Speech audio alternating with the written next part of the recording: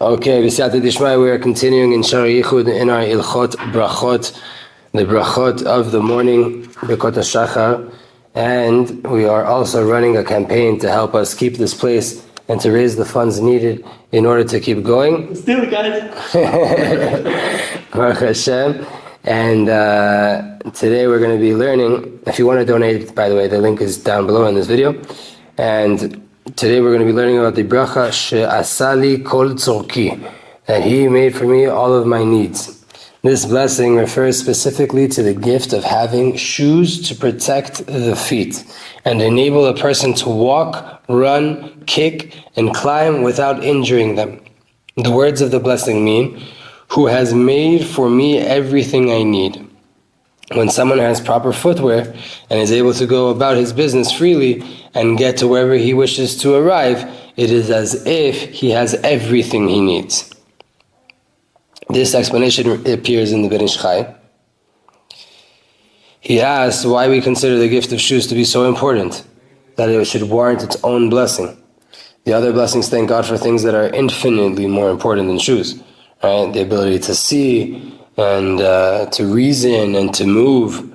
If there were no shoes in the world, things would be more difficult, but it would not affect the world critically, right? If there was no shoes. Maybe nowadays, in the Ben Ish Chai's time is less, but nowadays for sure way more, but still, it's not like sight, right?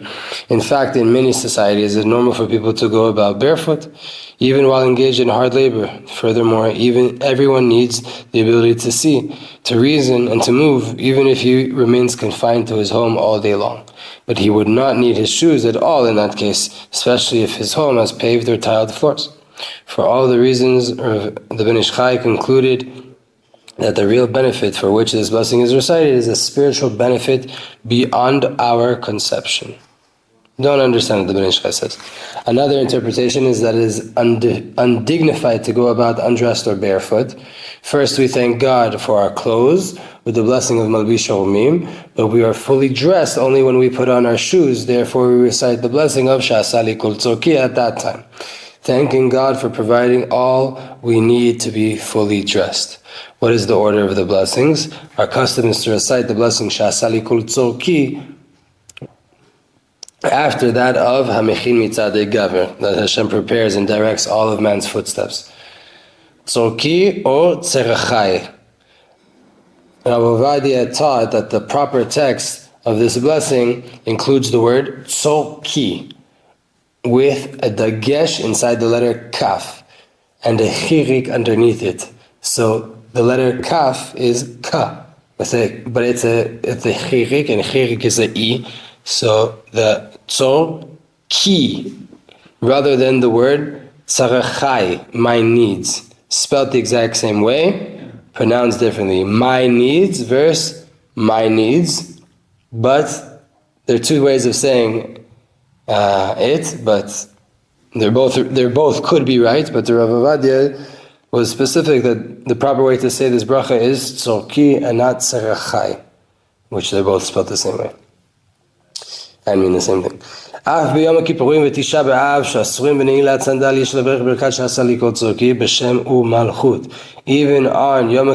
and Tisha B'Av that we're not allowed to wear leather shoes, we should still make this blessing of She'asali kol tzorki with Hashem's name. Likewise, someone who is sitting Shiva in mourning for an immediate relative may not wear leather shoes. Nevertheless, he must recite the blessing of She'asali kol tzorki each day. The Ben Ish Chai cited the Shara Kavanot, the Arizal teaching that the 18 morning blessings beginning with Elohai Neshama and including all the blessings through those recited over the mitzvah of Torah study have enormous influence in heaven. Every person must recite all of these blessings, even if not all of them applied to him that day. The one exception he added is the blessing of She'asali kol tzorki, which we omit on Yom Kippur and Tisha B'Av, since all Jews go barefoot on those days.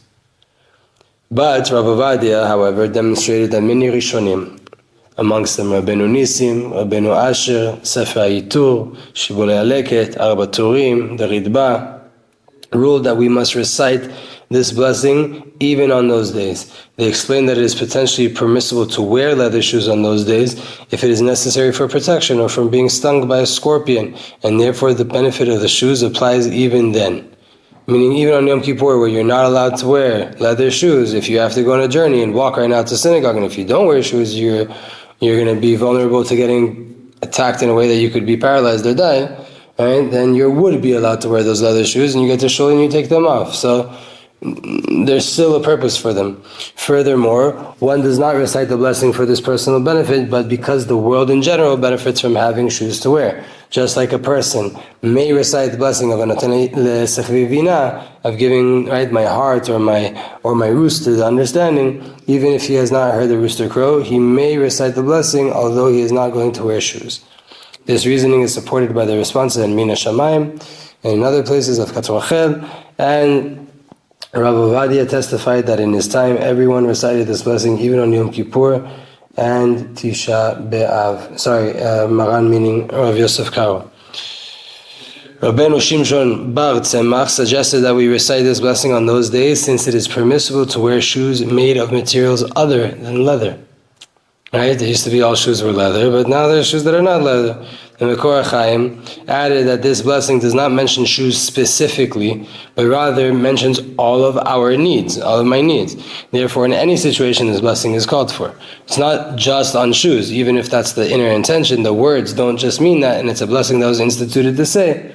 So we say it. Furthermore, when we recite this blessing, it covers a 24-hour period from one morning until the following morning. Although it is forbidden to wear shoes during the day, it will be permissible that night. This validates reciting the blessing in the morning of Yom Kippur or Tisha B'Av, and Rav Eliyahu Vilna, aka the Vilna Gaon, used to recite this blessing at night when he put on his shoes for the first time. Right, so he would do it from night to night instead of from day to day like we do it.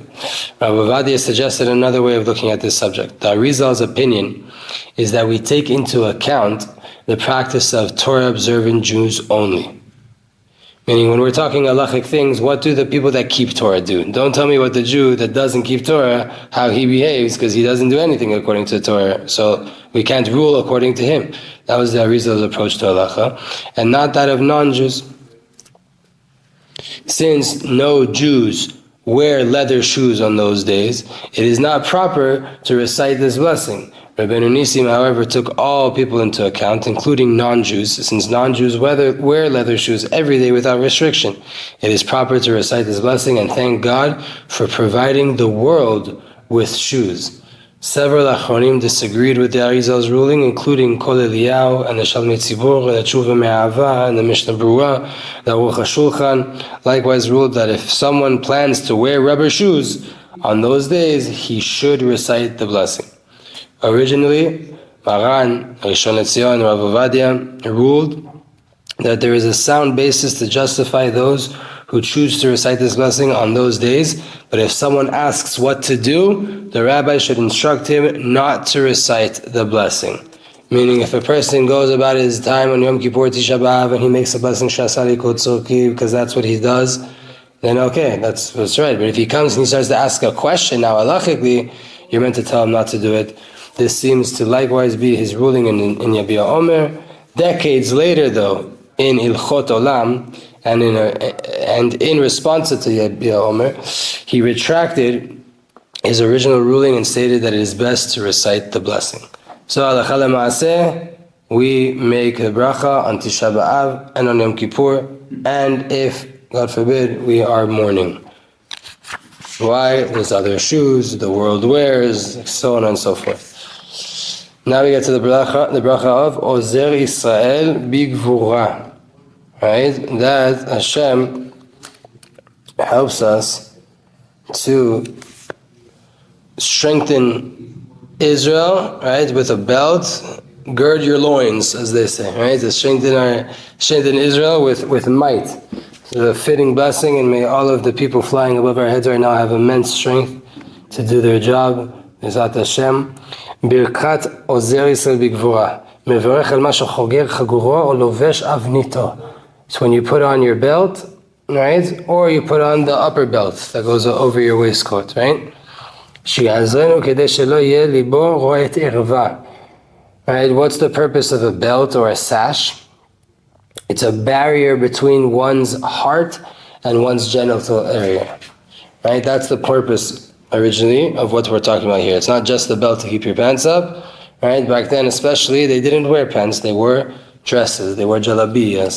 And then with the jalabiyah, you have to have a chatzitza, a separation between your heart and your genitals. The Talmud states, when a person puts on his belt, he recites the blessing, Ozer Yisrael B'Gvura. The Beit Yosef cited several interpretations of this passage. Rabbeinu Avram ben David cited by Rabbeinu David Abu Daram, explained that this is referring to the time when someone puts on his pants. Rambam, on the other hand, interpreted to be literally when the person fastens his belt around his waist. Rabbi Aaron HaLevi concurred with the Rambam's interpretation, bringing several proofs for it. The Pri Chadash added that even if someone is not wearing a belt, he still must recite this blessing when he puts on his pants. The special benefit of wearing a belt is that it serves as a barrier between the person's heart and his genital area. If not for that special benefit, it would be included together with all the other garments for which we recite the blessings of Malbish HaRomim, of giving clothes to the naked.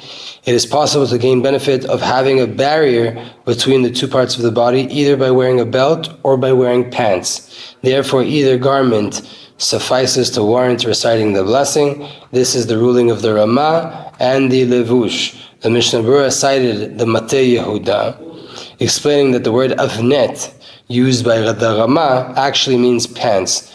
Although in the Torah the term avnet means a belt, he noted that the word used in the Talmud here are when he wears his avnet and not when he girds himself with his avnet. There are many cases where a Hebrew word evolved to mean something different from what it meant during the era when the Torah was given. Right? So what's it connected to gevurah, to might? The Levush explained that when someone wears a belt, he is able to exert more strength than he would be able to otherwise, right? Like think about the bodybuilders, those heavy weightlifters, they put on that belt and they're able to lift much more because their back is more stable, right? They're stronger. This concept is expressed in the verses of Eov. Now gird your loins in the manner of a powerful person. And in Tehillim it says, gird your sword on your hip, powerful one. There we go.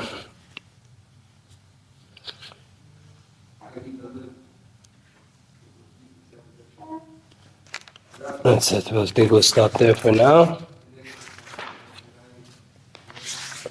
Or maybe we'll stop there for now. Is that the